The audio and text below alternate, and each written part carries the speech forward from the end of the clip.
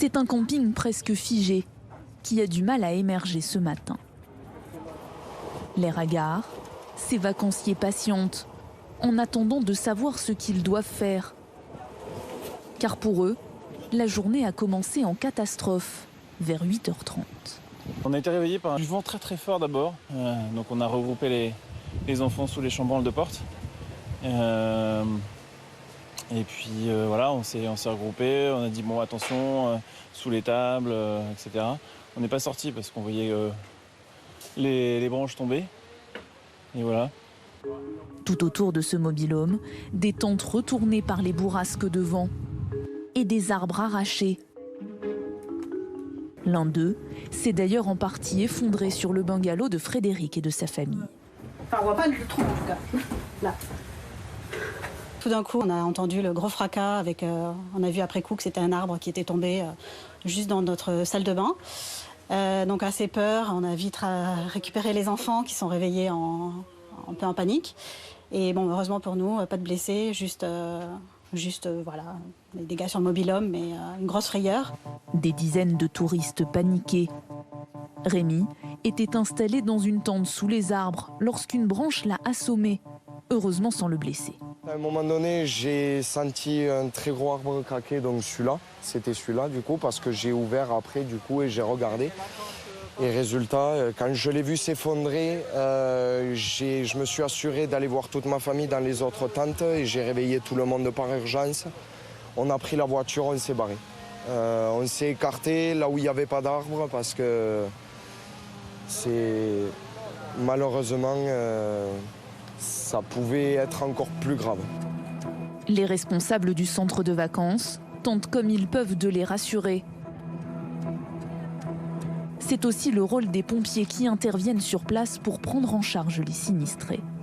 Là, les missions en cours, c'est finir de prendre en compte les personnes qui ont été blessées. Des personnes viennent nous voir en signifiant leurs blessures juste maintenant, coup par coup. Ensuite, dégager les axes principaux à l'intérieur du camping de manière à reprendre une activité le plus tôt possible. Car depuis, l'orage est passé. Il n'a duré en réalité qu'une vingtaine de minutes. Suffisant pour balayer l'ensemble de l'île de Beauté.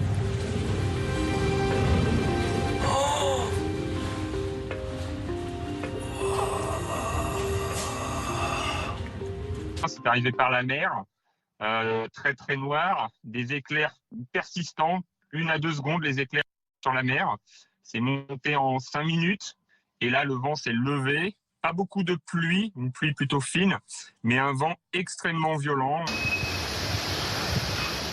Une tempête soudaine, d'une rare intensité, d'autant plus ressentie en mer.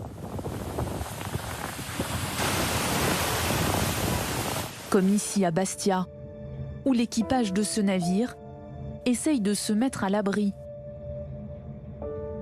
Ou là, au large d'Ajaccio.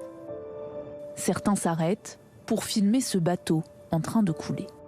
Au départ, il y avait seulement des éclairs et des nuages. J'ai dit, bon, il y a de l'orage comme ces derniers jours. Donc, j'ai essayé un peu de ranger mon balcon, de ranger les affaires qui pouvaient prendre l'eau. Donc, ensuite, j'ai fermé ma baie vitrée. C'est là que, même pas 5 minutes après, il y a eu ces énormes rafales de vent. Le ciel s'est noirci. Il y a eu de la pluie. Il y a eu une énorme tempête. Donc, j'ai verrouillé ma baie vitrée. J'ai même fermé les volets parce que moi, j'ai des arbres qui sont en face de mon balcon. Et j'avais peur qu'ils atterrissent carrément dans ma baie vitrée. Donc je me suis un peu enfermée chez moi pour être en sécurité.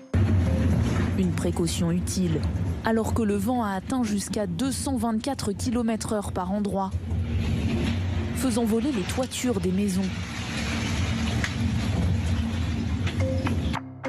Dans ce camping de Calvi, c'est une hécatombe. Les arbres n'ont pas résisté aux bourrasques. Alors depuis ce matin, les agents des municipalités sont mobilisés pour dégager les routes au plus vite. À l'aéroport aussi, pendant un moment, les pistes ont été inutilisables.